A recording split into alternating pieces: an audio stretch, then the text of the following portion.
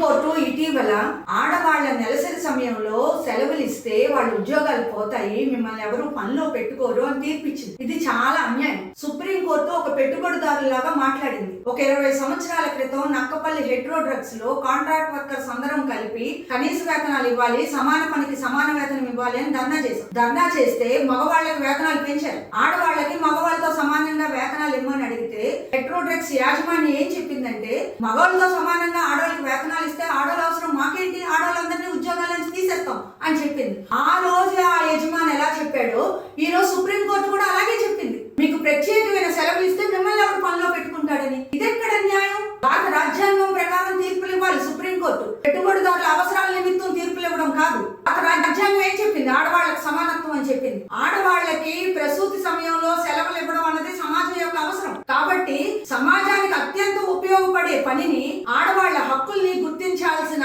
Supreme court పెట్టుబడిదారులా మాట్లాడడం మాత్రం చాలా అన్యాయం. తాను ఇచ్చిన తీర్పుని వెనక్కి తీసుకోవాలి. మహిళల హక్కులు, మహిళల సమానత్వం కోసం భారత రాజ్యాంగం ఏం చెప్పిందో దాని ప్రకారం తీర్పులు ఇవ్వాలి అని చెప్పి మేము విజ్ఞప్తి చేస్తున్నాం. అలాగే ఆడవాళ్ల యొక్క హక్కుల పట్ల, వాళ్ళ యొక్క ఈతి బాధల పట్ల, వాళ్ళ యొక్క కష్ట నష్టాల పట్ల సుప్రీంకోర్టు సానుభూతితో వ్యవహరించాలని చెప్పి కోరుతున్నాం.